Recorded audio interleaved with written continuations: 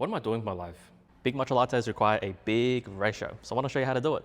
A problem with this big ratio, 700 milliliters, is that usually people will just put a shit ton of milk and not enough matcha. So what ends up happening is that the matcha latte becomes a milky sweet drink that tastes like tea instead of a classic matcha latte. What you actually need is a quote unquote strong matcha. And by the way, you don't need to use expensive matcha. You could use a relatively cheap matcha that has that bitterness or that astringency, that dry, grassy flavor. You're gonna need a massive cup. Use a neutral milk, such as a plant-based one like a barista oat.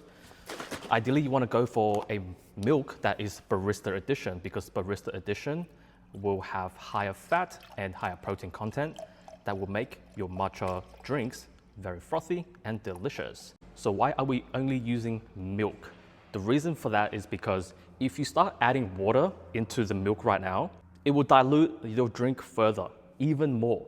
That means if you're using just like 5 grams of matcha, then you're trying to add in like 100 mils of that matcha base, you're essentially just diluting the shit out of your matcha lattes. So it's better to just do the cold whisking method, which literally is just mixing your matcha with the milk. What you want to do here is you want to go for about 10 grams of matcha. And you might want to do this multiple times of sifting, because your sift, if it's too small, it won't fit all the matcha. You want to go about 10 to 15 mils of syrup here, at least.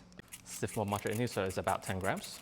And for this, all you need is an electric frother that's relatively strong. Oh my God. Ideally, you do want a bigger cup, otherwise this is what's gonna happen. If you don't have a big cup, what you can do is get a smaller cup and just do this entire process twice and then pour it into one giant container. This actually tastes not bad.